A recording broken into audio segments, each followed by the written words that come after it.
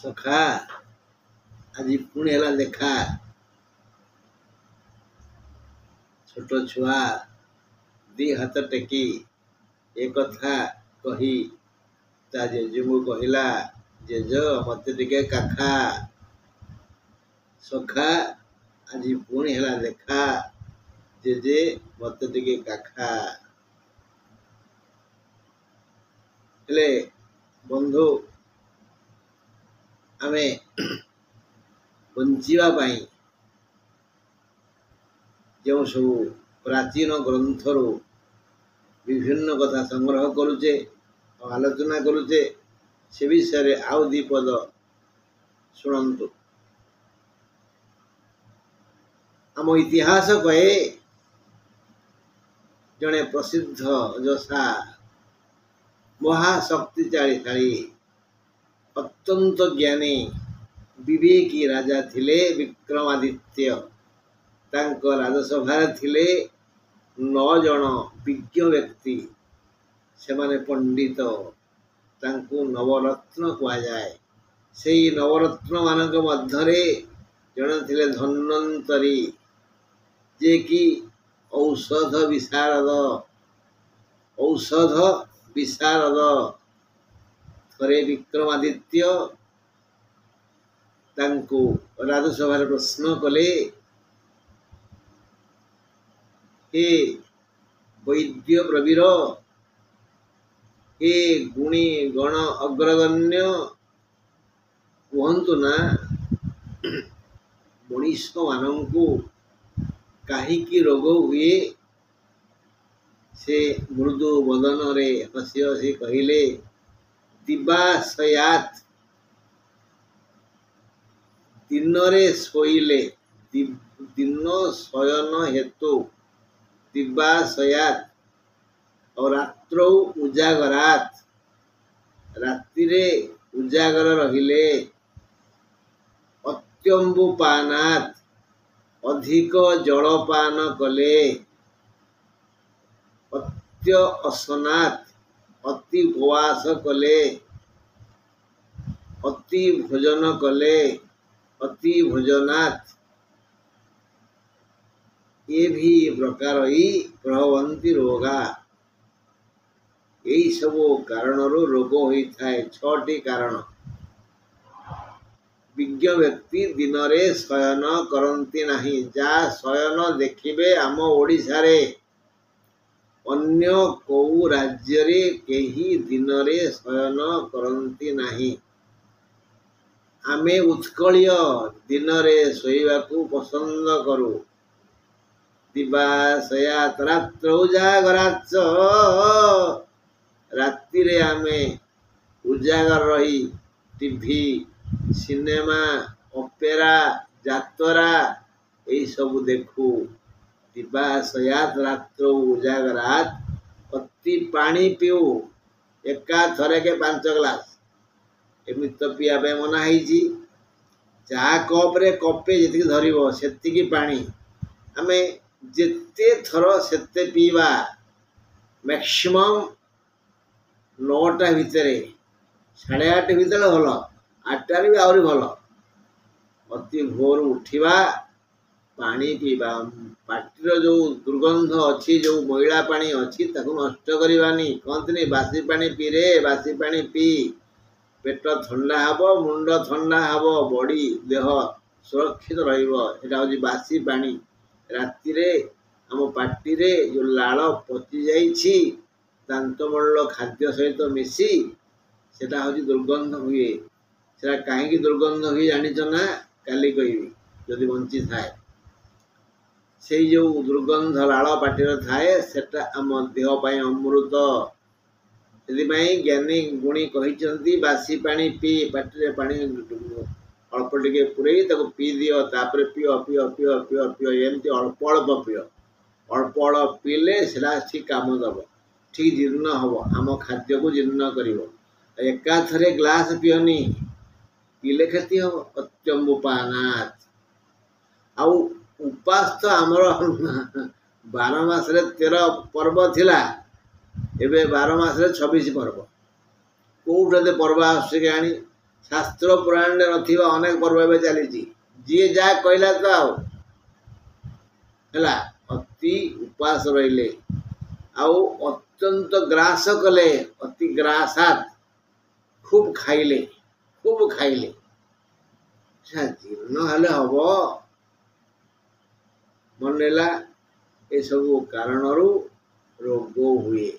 विक्रमादित्य पुरस्कृत कले एवं यह सर्वत्र प्रचार करने से राज कर्मचारी मानक आदेश दे। हाँ बंधु आज आम कन्या राशि उपर टिके नजर दबा। कन्या राशि सदस्यगण किए केउ प्रकार सुख व दुख को स्वागत करिवे अक्टोबर 15 रु नवेम्बर 16 जाए देखिबा। आजिर आलोच्य विषय कन्या राशि अधिपति बुध एवं तुलारे द्वितीय स्थान द्वितीय धन विचार करा जाए।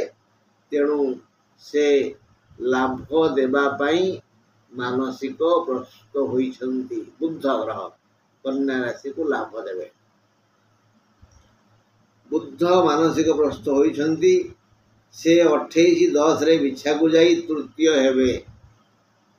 लाभ दे सारा परे से जीवे तृतीय को माने बिछा को जीवे। बुध तृतीय हेले मन को भय आसे निज छाई की देखले डर लागे। जते भल काम कले भी शंका लागे भूल हो गला बोधे आओ मन को भय आसे। मन सर्वदा आतंकित अवस्था रही थाए। द्वितीय रे तुलारे रवि मास सारा से रहिबे तुलारे। द्वितीय रवि वृत्तिगत हानि करिथांती। ये जो वृत्ति करुथांती सेतरे हानि हबो। मु गोटे बारिक मो काम हला सेलून करी लोकंकर सेवा करिबा हेले मु असुस्थ हो जीवी मो दुकान बंद हो जीवो।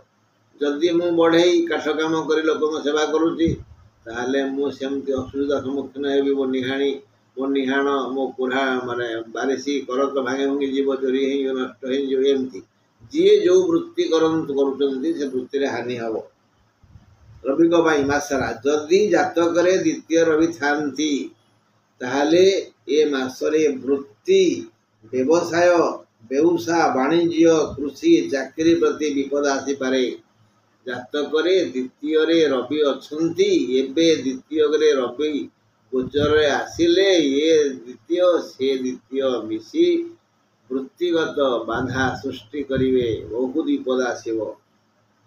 तृतीय रे बिछारे शुक्र तृतीयस्थ हेले वर्धते बीतम।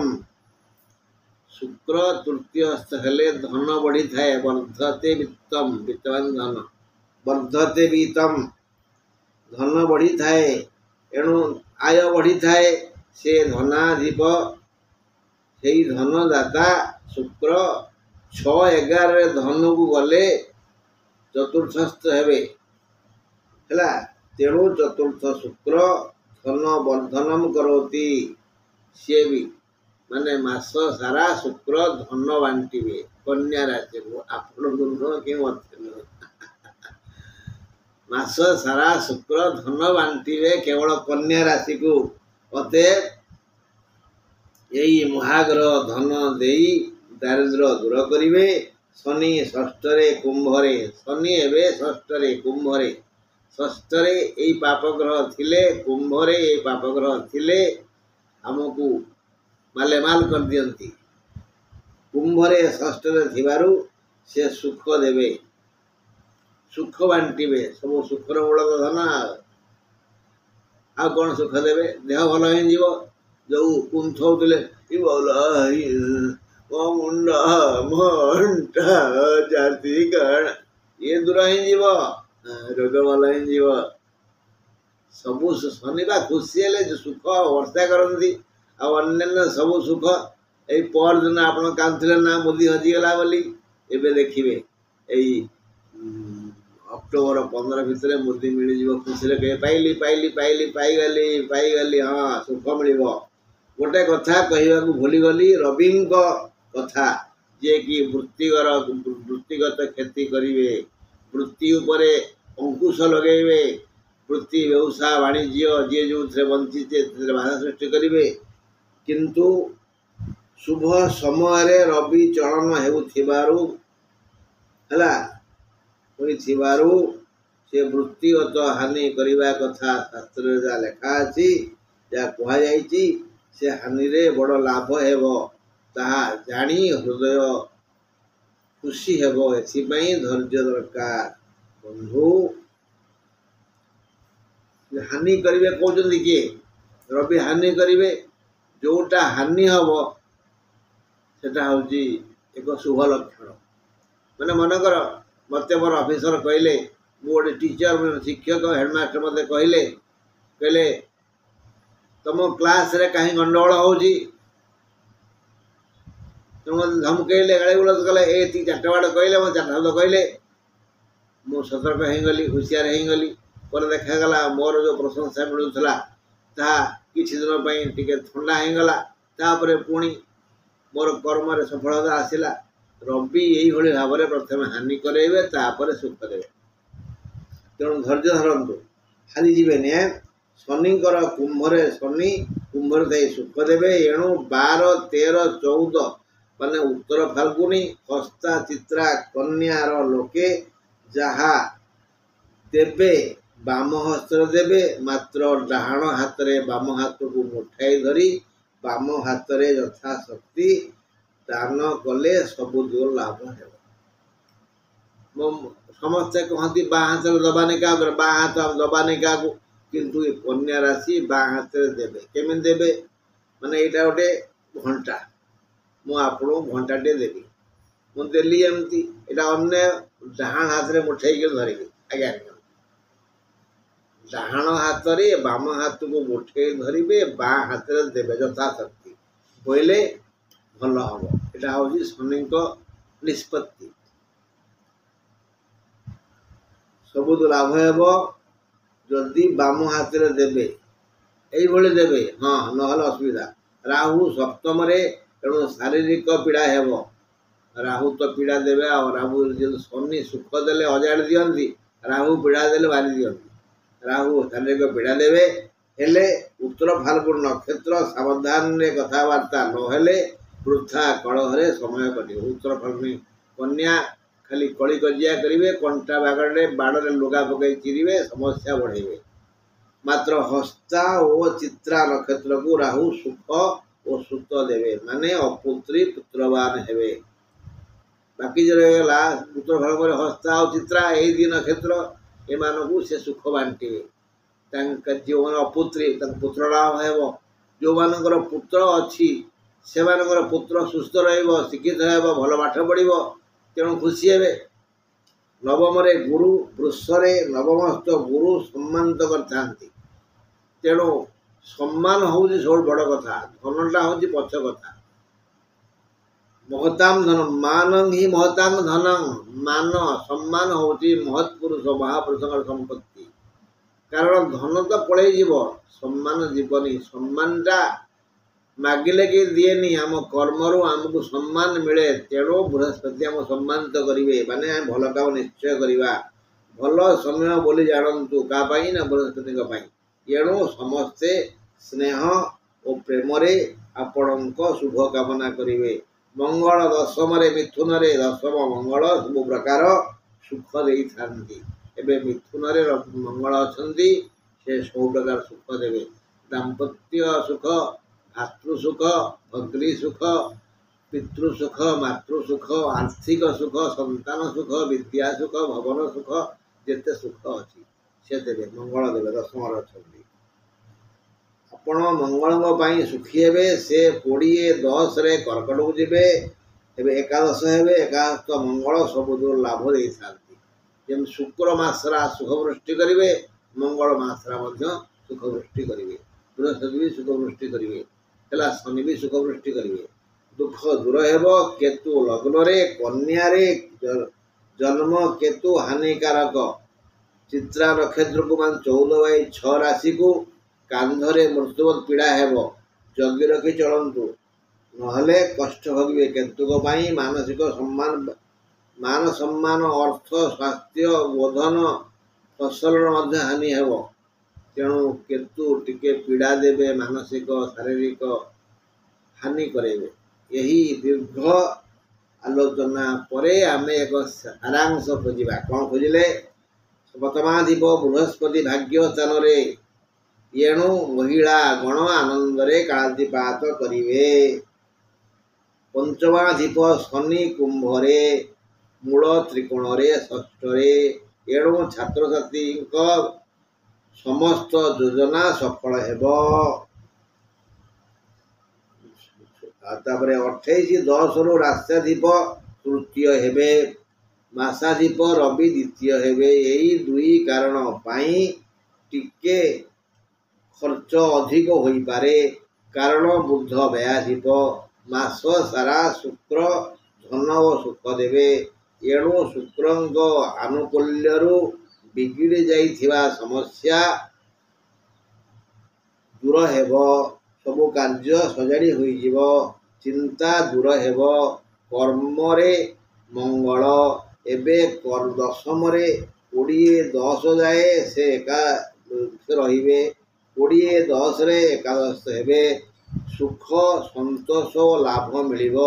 ଦଶମାଧିପ ବୁଧଙ୍କ ପାଇଁ ମାସ ଆରମ୍ଭରୁ ହିଁ ସୁଖ ସମୃଦ୍ଧି ବଢ଼ିବ ଓ ବ୍ୟବସାୟରେ ନୂତନ ବ୍ୟବସାୟ ଆରମ୍ଭ ହେବ ବା ପୁରାତନ ବାଣିଜ୍ୟର ବିକାଶ ହେବ। ଦ୍ୱିତୀୟସ୍ଥ ବୁଧ, ତୃତୀୟସ୍ଥ ଶୁକ୍ର, ଚତୁର୍ଥସ୍ଥ ଶୁକ୍ର, ଷଷ୍ଠସ୍ଥ ଶନି, ଦଶମ ଓ ଏକାଦଶ ମଙ୍ଗଳ ଅର୍ଥ ବୃଦ୍ଧିରେ ସହଯୋଗ କରିବେ। ଇଏ ଗଲା ଆମର ସାରାଂଶ କଥା। ଆମେ ଏଇଟା ମନେ ରଖିବା। ଏକ ସୁକଳ୍ପିତ ଆରାମଦାୟକ ଜୀବନକୁ ଉପଭୋଗ କରିବେ। ସୁଯୋଗ ମିଳିଯିବ। ଏତେ ଗୁଡ଼ିଏ ଗ୍ରହ ଧନ ଦେବେ, ଶାନ୍ତି ଦେବେ, ସୁଖ ଦେବେ। ଏପଟ ପାଲାଟା ଟିକେ ଦବିଯିବ, ସୁଖ, ଶାନ୍ତି, ଧନ। ତେଣୁ କନ୍ୟା ରାଶିଙ୍କର ଏ ମାସରେ ଟିକେ ପଛେ ପବାର, ସେ ସବୁ ପ୍ରକାର ସୁଖ ଶାନ୍ତି ପାଇବେ। ବନ୍ଧୁ, ଆଜି ପାଇଁ ଏତିକି। ଯଦି ଈଶ୍ୱର ଚାହାନ୍ତି, ମୋର ଆୟୁଷ ଥାଏ, ମୁଁ ଆସନ୍ତା କାଲି ଆପଣମାନଙ୍କୁ କହିବି। ନମସ୍କାର।